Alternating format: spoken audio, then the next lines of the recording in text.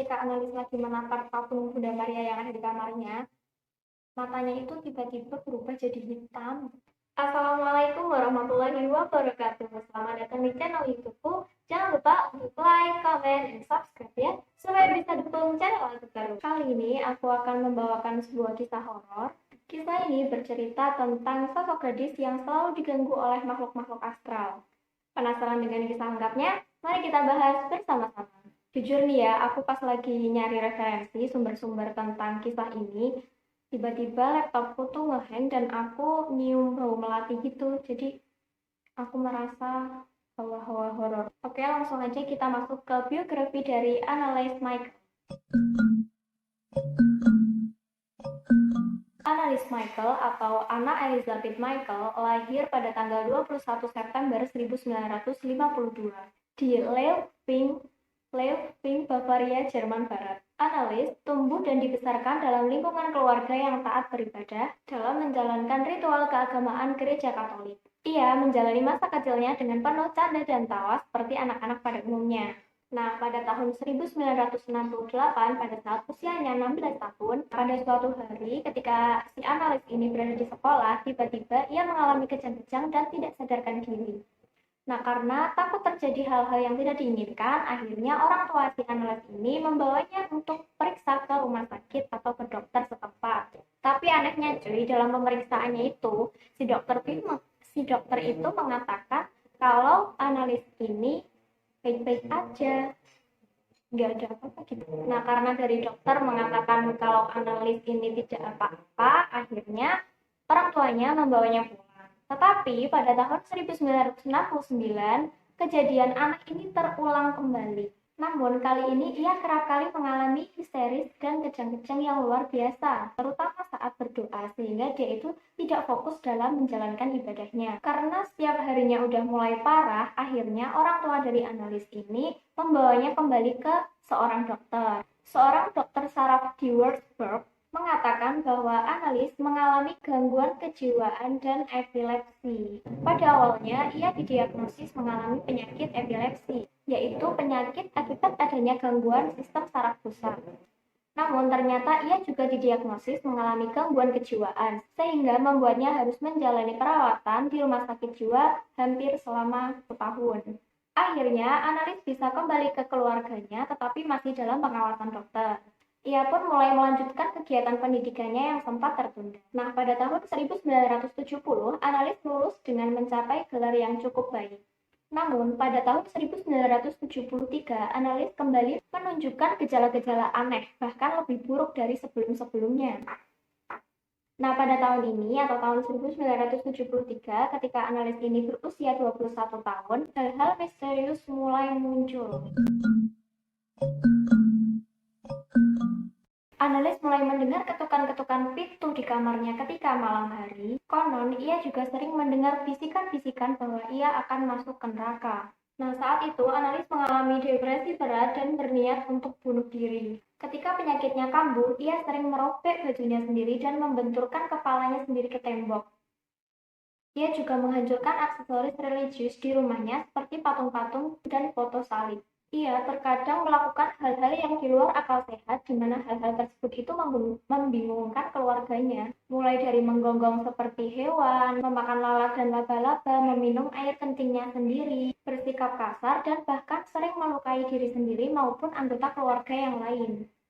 Merinding sendiri aku. Pernah suatu hari itu Ibu Anneliese itu sedang lewat di depan pintu kamarnya si Anneliese. Ibu Anneliese itu pas lewat lihat Anneliese itu lagi menatap patung Bunda Marianya itu. Ketika Anneliese lagi menatap patung Bunda Maria yang ada di kamarnya, matanya itu tiba-tiba berubah jadi hitam.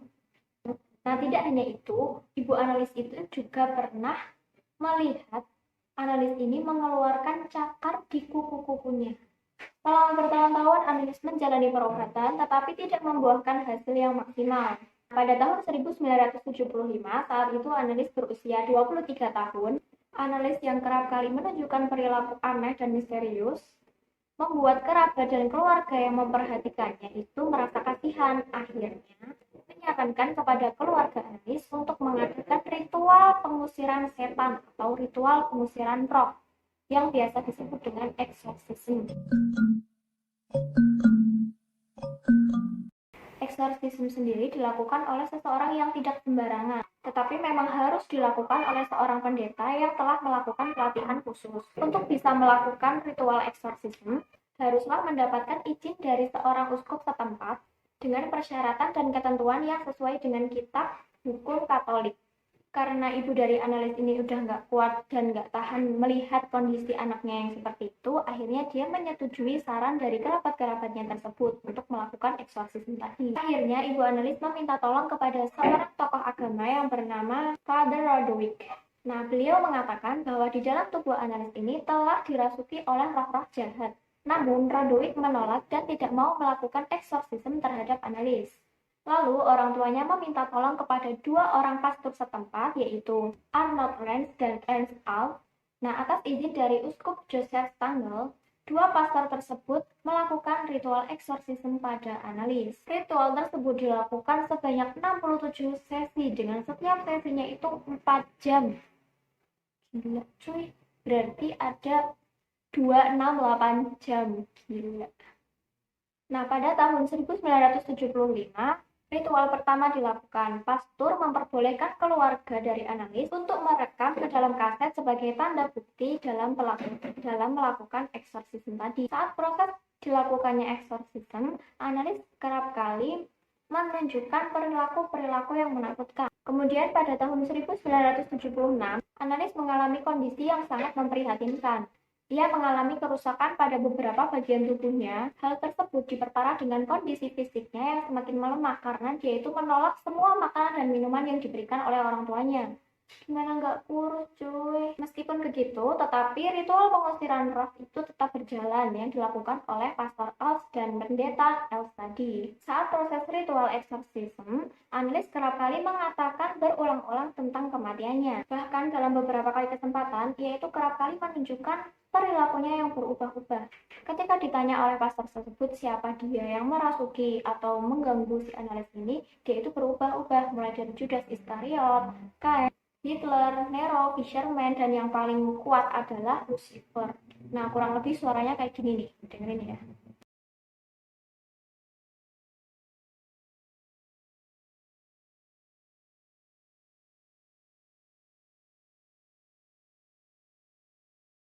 Ja, ich will auch für die anderen leiden, damit die nicht in die Hölle kommen und so. Aber dass das dann so schlimm ist und so grausam und so furchtbar, nee. Das tut mir leid, das ist so leicht gesagt, aber wenn es dann wirklich schlimm wird, da will man überhaupt nicht mehr, da will mein Kind schon.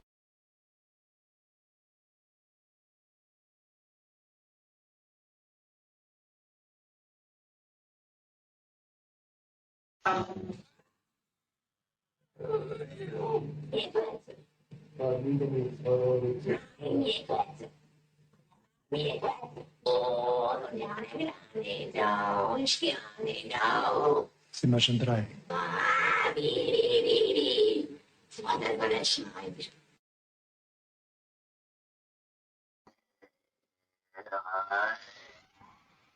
Als Kind Gottes.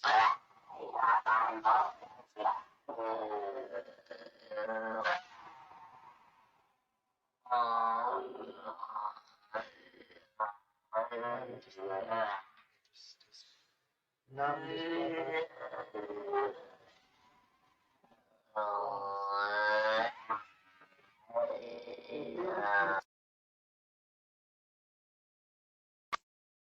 des Vaters. Ruhe gibt's nur dort, wo die Liebe ist. Nur Hass. Und wo nur Hass ist, da gibt's keine Ruhe. Nein. Und bei uns gibt's nie Ruhe. Nie. Weil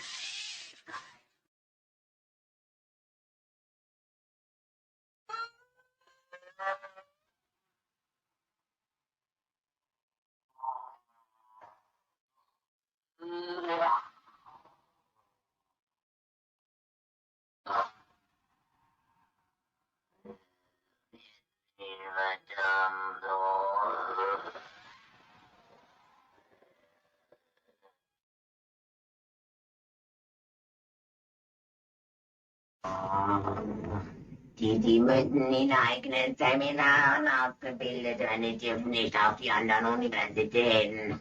Kapiert? Klar. Stellt uns noch etwas zu sagen. Wobei es jetzt, weil. Der Teufel größere Macht.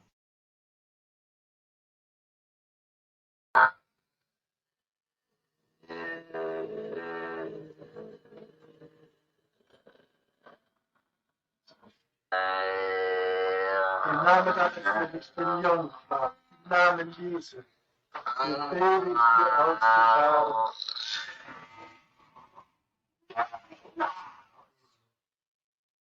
Im Namen des dreifaltigen Gottes, im Namen des dreifaltigen Geistes, befehle ich dir auszufahren und nicht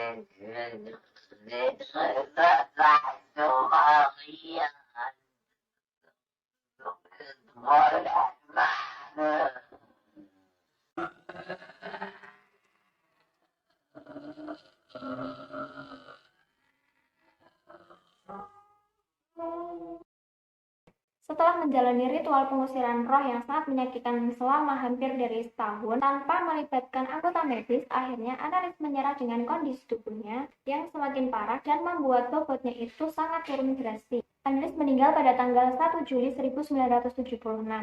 Di malam sebelum Annelies meninggal, ia sempat mengatakan sesuatu kepada ibunya. "Ibu, aku takut."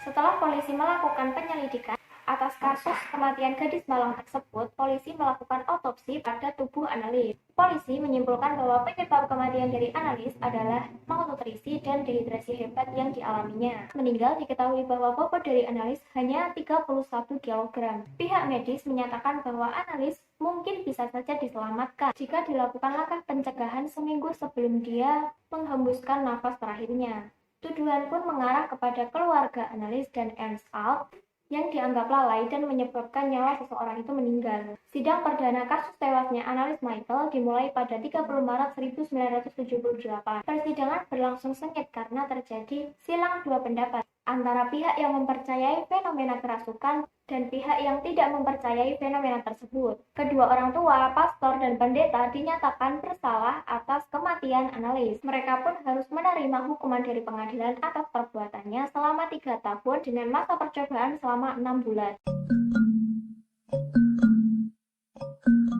Penyebab dari kerasukannya Annelies ini masih belum diketahui dan masih menjadi misteri. Konon katanya apa yang menimpa Annelies adalah akibat dari tindakan sang ibu yang selalu mendorongnya untuk melakukan penebusan-penebusan dosa atas perbuatan buruknya, yaitu melahirkan anak perempuan dari hasil hubungan gelapnya yang bernama Martha. Namun, ada juga yang berpendapat bahwa hal itu sengaja dilakukan agar orang-orang percaya akan kekuatan iblis. Aduh, menurut kalian gimana guys? Komen di bawah ya. Terima kasih sudah menonton video ini. Bagi teman-teman yang ingin request kisah-kisah apa yang ingin aku bahas di sini, komen di bawah ya. Bye-bye.